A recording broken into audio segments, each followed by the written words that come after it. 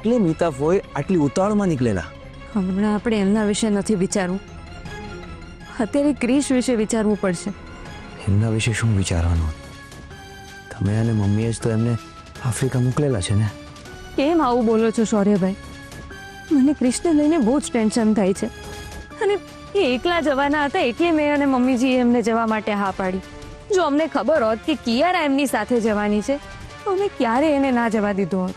મને લાગતું હતું કે કિયારા આવું જ કંઈક કરશે, એટલે જ તો એમને જવાની ના પાડતો હતો. કિયારાના મનમાં કંઈક ને કંઈક ચાલતું જ હશે અને કંઈક એવો સોલિડ પ્લાન બનાવ્યો જ હશે. એટલે જ તો પ્રતિકભાઈને પણ અડધા રસ્તેથી પાછા મોકલી દીધા ને. કિયારા ક્રિશ સાથે આફ્રિકા તો નહીં જવાની હોય ને? આ વાતની શંકા તો મને પહેલેથી જ હતી ભાભી. ભાભી, ભાઈને ફોન કરો છો? હા. તો એમને ફોન નહીં કરતા, મેસેજ કરો. ભાઈ તમને સામેથી ફોન કરશે. ઠીક છે.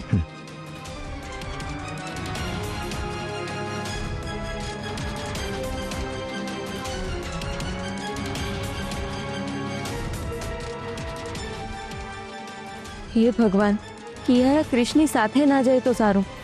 આઈ નો, એ મારા જ હાથ નીચે ઉછરીને મોટી થઈ છે.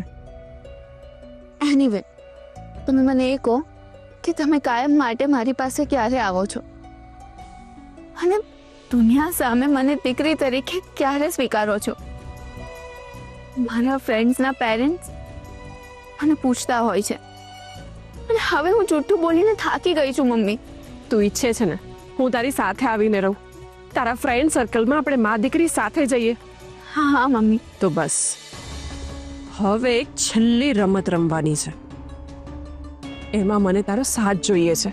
જો મને મારી મમ્મી કાયમ માટે મળતી હોય, હું ગમે તે કરવા તૈયાર છું. બોલો, શું કરવાનું છે?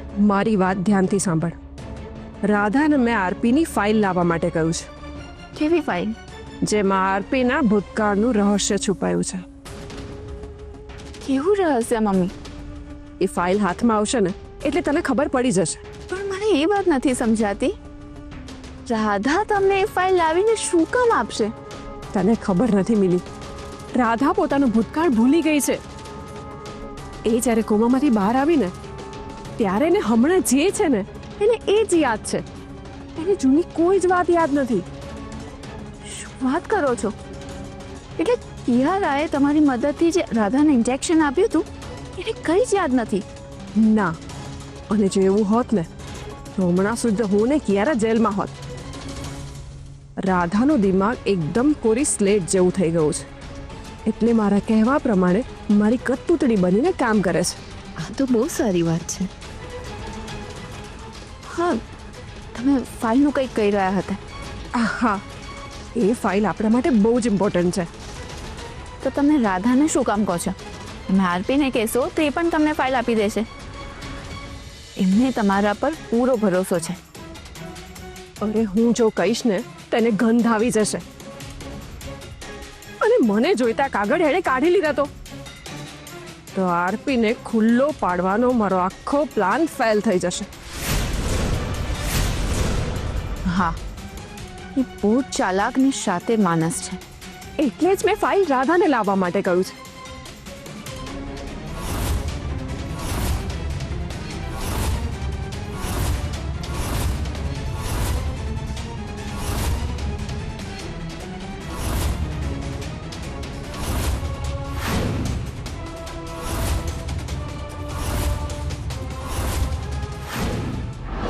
હજી સુધી ક્રિશનો કોઈ મેસેજ નથી.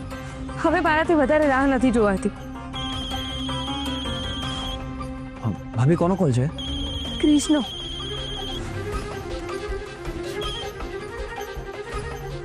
હેલો ક્રિશ, તમે ક્યાં છો? તમે મુંબઈ પહોંચી ગયા? હા રાધા, હું એરપોર્ટની અંદર આવી ગયો છું. હવે સિક્યુરિટી ચેકિંગ શરૂ થશે પછી વાત નહીં થઈ શકે. તું તારું ધ્યાન રાખજે અને બધાને મારી વતી સોરી કહેજે, અને ખાસ કરીને તારા લાડકા દિયાને. પછી હું આફ્રિકા પહોંચીને એની સાથે વાત કરીશ. તું તારું ધ્યાન રાખજે. ઠીક છે.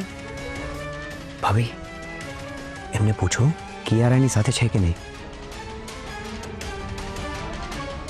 ક્રિશ, તમે એકલા જ જાઓ છો? મારી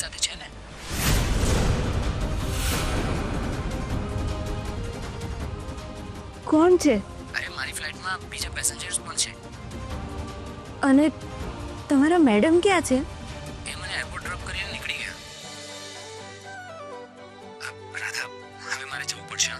બાય. હા, અને પેલું શું કહેવાય? હા, હેપી જર્ની. અરે વાહ મારી ખાલી ટપી. Thank you so much. I love you Radha. હું તને બહુ મિસ કરીશ. બાય.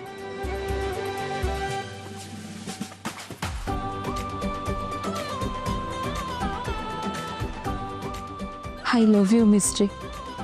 હું પણ તને બહુ મિસ કરીશ. હવે તમને શાંતિ થઈ ગઈ ભાભી? પ્લીઝ હવે રડશો નહીં. અને ભાઈ આફ્રિકા છે તો શું થઈ ગયું? અમે બધા અહીંયા છીએ ને.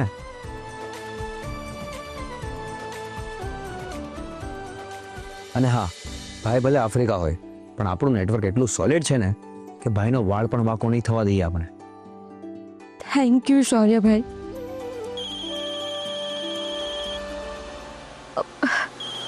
પ્રતિકભાઈનો ફોન છે. હા બોલો પ્રતિકભાઈ. હું મીઠા ફોઈને કિયારાએ આપેલું કવર આપવા આવ્યો હતો અને અહીંયા જોયું તો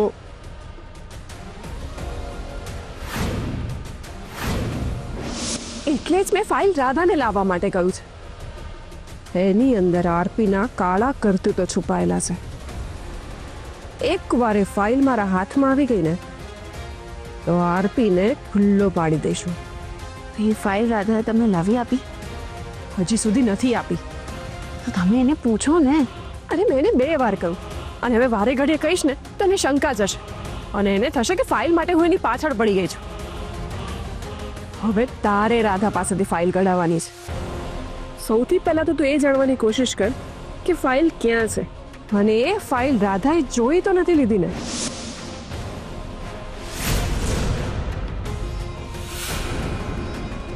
શું વાત કરો છો? હા ભાભી, હું એમનાથી થોડાક જ દૂર ઊભો છું. હજુ તમને બીજી કોઈ માહિતી મળે તો મને તરત જ આપજો. ઠીક છે ભાભી.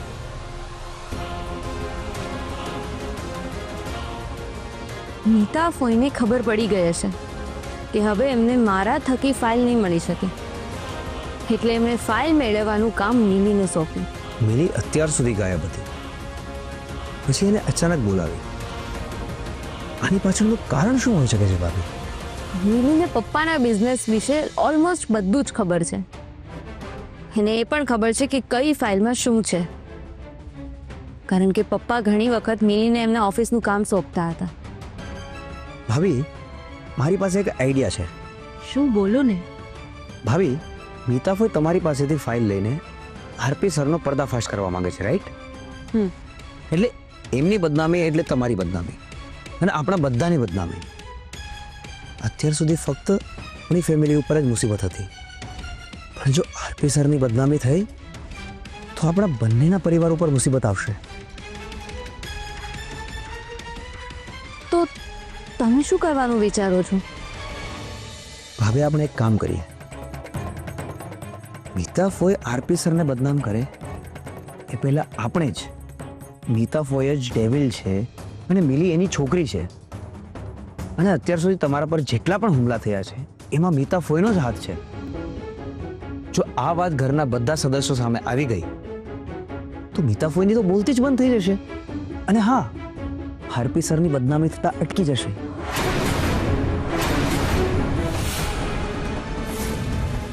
આ કામ તારે બહુ જ સંભાળીને કરવાનું છે. કોઈને તારા પર શક ના જવો જોઈએ.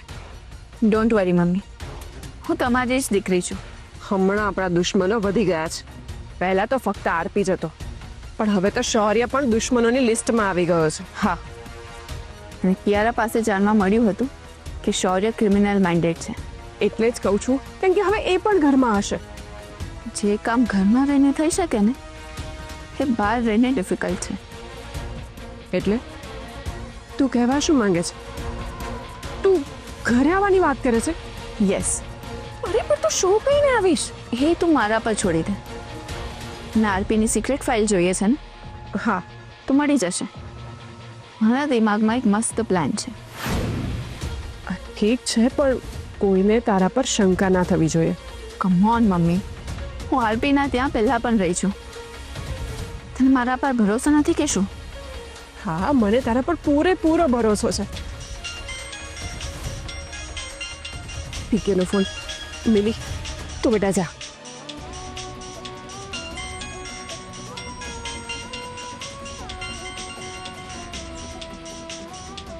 પ્લીઝ બેટા,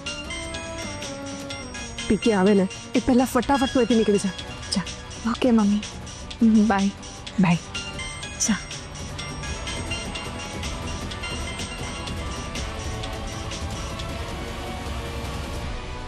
હલો. હા બોલ પીકે, ક્યાં પહોંચ્યો? હા મેડમ, ક્યાં આવું? હું ગાર્ડન પાસે ઊભો છું.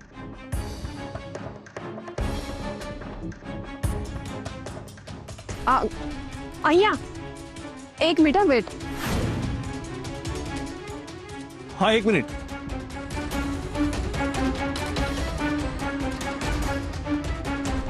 કિયારા મેડમે આ તમારા માટે મોકલ્યું છે.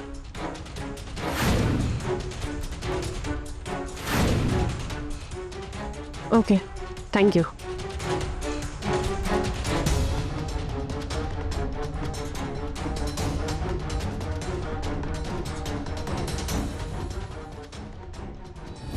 ના શૌર્યભાઈ, ખાલી વાતોથી આપણે સાબિત નહીં કરી શકીએ કે મીતાફોઈ ગુનેગાર છે.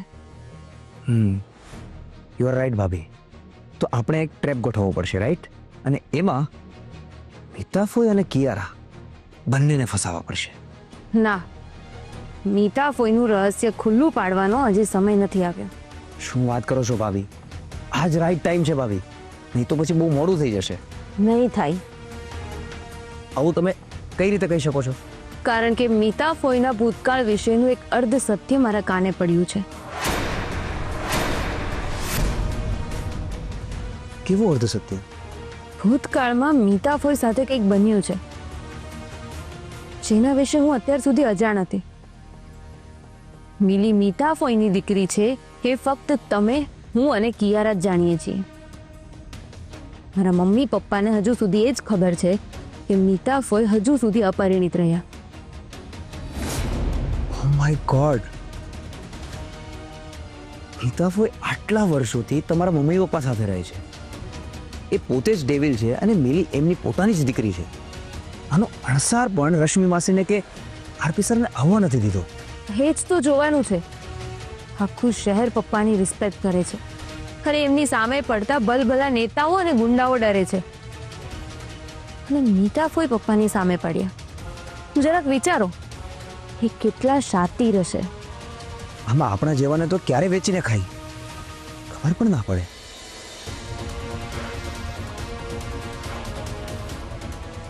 એટલે એમના વિરુદ્ધ કંઈ પણ કરતા પહેલા આપણે 100 વખત વિચાર કરવો પડશે અને ફૂલ પ્રૂફ પ્લાનિંગ સાથે બધું કરવું પડશે. યુ આર રાઈટ ભાભી. જો મીતાફોઈ અત્યાર સુધી આરપી સર અને રશ્મિ માસીને ચકમો આપવામાં સફળ થયા છે, તો જો આપણા બંને વિશે ખબર પડી તો એ લોકો અલર્ટ થઈ જશે. એટલે આપણે જે કંઈ પણ કરવું છે એ બહુ જ શાંતિથી કરવું પડશે. એમને જરા પણ ગંધ ના આવવી જોઈએ. અને શૌર્યભાઈ, પ્લીઝ તમે મારી વાતનું ખોટું નહીં લગાવતા, પણ તમે તમારા ગુસ્સા પર કાબુ રાખો. મીતાફોઈ તમને ઉશ્કેરવાના પ્રયત્નો કરશે, અને તમે આવેશમાં આવ્યા વગર સંયમ રાખીને પરિસ્થિતિને સંભાળી લેજો પ્લીઝ. ઠીક છે ભાભી, હું ધ્યાન રાખીશ આ વાતનું. અને હા, હું આગળના બધા જ કામ મારા મગજને શાંત રાખીને કરીશ. Thank you.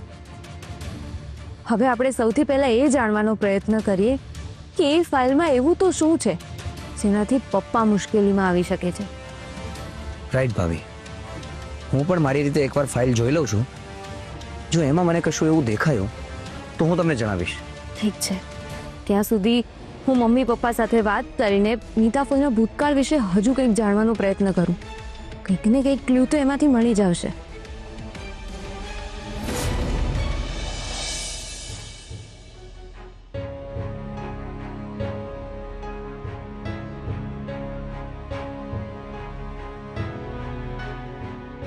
કર્મનો સિદ્ધાંત સાચે જ કામ કરે છે કે ખાલી વાતો છે? આપણા સારા કે ખરાબ કર્મો પ્રમાણે આપણને બધું મળતું હોય છે, પણ આપણા એ જ કર્મોનું ફળ આપણા સંતાનોને પણ ભોગવવું પડતું હોય છે કે શું?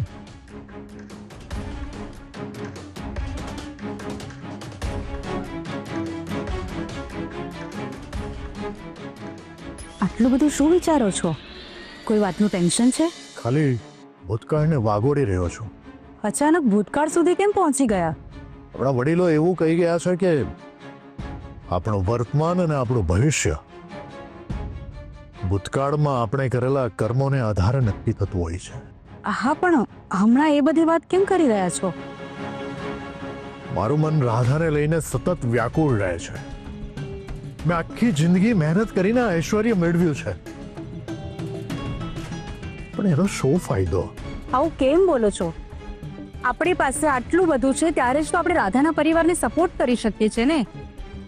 નહીં તો બે પરિવારનું પાલન પોષણ કરવું સહેલું નથી. તમે કેમ આમ વિચારો છો?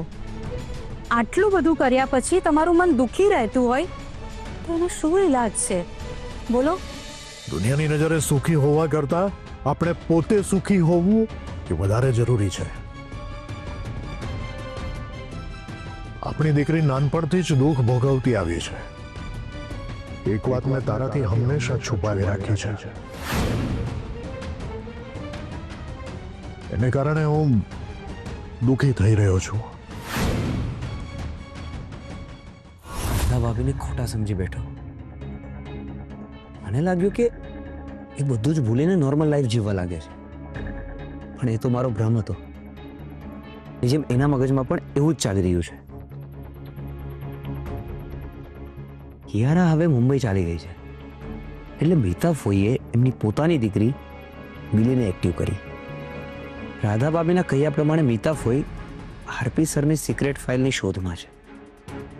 જો આવું હોય તો આવા ડોક્યુમેન્ટ્સ આરપી સર કોઈને ઇઝીલી મળી જાય એવી રીતે તો ના જ રાખે. ભાભી ગમે તે કહે,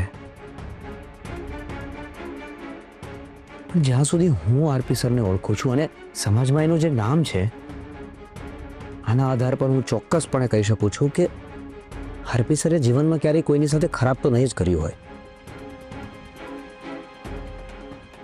નક્કી મને લાગે છે આની પાછળ મીતા ફોઈનો કોઈ બીજો જ ઈરાદો છે.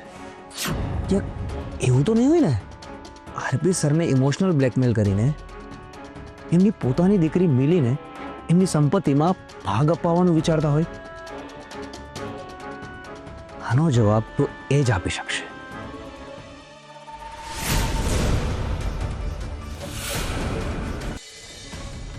અરે શૌર્ય, તું હજી અહીંયા જ બેઠો છે? મને લાગ્યું કે તારા નવા બિઝનેસના કામમાં તું બિઝી હોઈશ. અરે મીતાભાઈ, તમે ક્યારે આવ્યા? અને હા, તમારી ફ્રેન્ડને કેમ છે? ઠીક છે. મીતાભાઈ, મારે તમારી એક સલાહ જોતી હતી. હા, બોલ ને. મીતાભાઈ, મારા બિઝનેસમાં મને એક માણસ નડી રહ્યો છે અને એના કારણે મને નુકસાન થવાના પણ ચાન્સીસ છે. તો મારે શું કરવું જોઈએ? જો, દરેક માણસના કોઈ ને કોઈ વીક પોઈન્ટ તો હોય જ છે. સૌથી પહેલા તો તું એ જાણવાનો પ્રયત્ન કર કે એની દુખતી નસ શું છે. જો એ તારા હાથમાં આવી ગઈ ને તો તું એને તારા તાલે નચાવીશ, તારું ધાર્યું કામ કરાવીશ. પણ ક્યાંક એને એવું ના લાગવું જોઈએ કે આ બધું શૌર્ય કરાવી રહ્યો છે. કોઈ એક્સ કરાવતું હોય ને એવું લાગવું જોઈએ.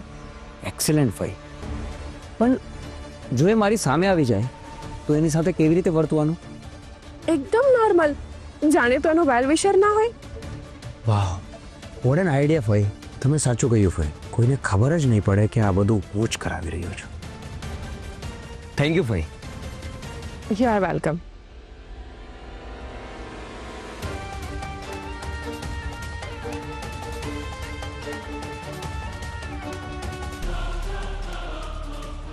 જાણતા અજાણતા મીતા ફોઈ ડેવિલ બનીને કેવી રીતે કામ કરે છે ને એની આખી સ્ટ્રેટેજી ઓપન કરી નાખી.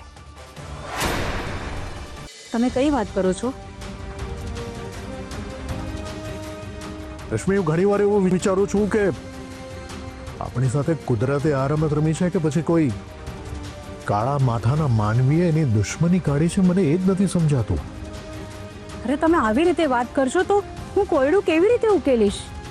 કઈ સમજાય એવી રીતે બોલો ને. રાધાનો હોસ્પિટલમાં જન્મ થયો ત્યારે કોણે એની અદલા બદલી કરી નાખી અને શું કામ? અરે એની આ રમતે મારી દીકરીની આખી જિંદગી બદલી નાખી. આ મહેલ જેવા ઘરમાં ઉછરીને જે છોકરીએ મોટા થવાનું હતું એ સાવ ગરીબીમાં મોટી થઈ. આ મખમલના પલંગ ઉપર જેણે સૂવાનું હતું એ ત્યાં ભોંય ઉપર શેતરંજી પાથરીને સૂતી.